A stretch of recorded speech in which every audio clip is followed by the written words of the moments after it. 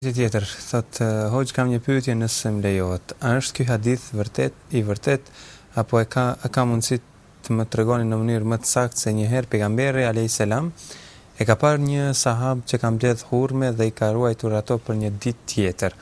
Ndërsa pejgamberi alayhis salam i ka thënë që nuk lejohet të ruhet asgjë për ditën tjetër, sepse është Allahu ai që furnizon. Përsa i përket këtij hadithi që përmenda, unë nuk e di hadithin dhe nuk them që nuk ka një hadith të tillë, sepse unë nuk i njoh të gjithë hadithet e profetit alayhis salam, pasi ka dietar të mëdhenj që nuk i din gjithë, ajo unë që kush jam.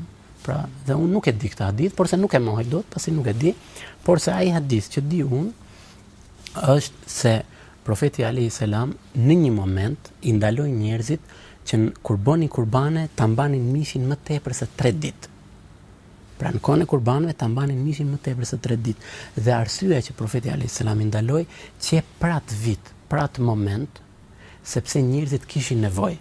Dhe profeti alayhis salam i urdhëroi njerëzit që t'u japin të tjerëve, të ruajnë për vete deri në 3 ditë dhe t'u japin të tjerëve, t'u bëjnë mirë të tjerëve, sepse njerëzit, shoqëria në atë kohë ishin të varfër dhe kishin nevojë. Kurse besimtari nuk ndalohet që ai të siguroj, pra të mbledhë qofshin këto ushqim apo diçka tjetër, ta mbledhë, ta ruaj që ta ketë, sepse ndoshta mund vinë ditë ku nuk ka, ditë të vështira, dhe këtë ne e përfitojmë dhe nga historia e Jusufit alayhis salam.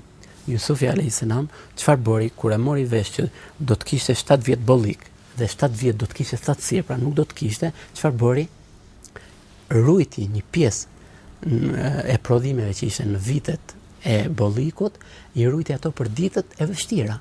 Dhe njeriu nuk ka asnjë gjë të keqe që ai ta bëjë këtë gjë, pra të përgatitet për ditë që mund të vinë të vështira. Porse, nëse ai ka komshin e vet, ka njeriu në afër vet që s'ka, është në vujtje, atëherë më mirë për këtë do të jetë që të ndihmoj atë ose të japi edhe borxh, sepse edhe borxhi është një ndihmës.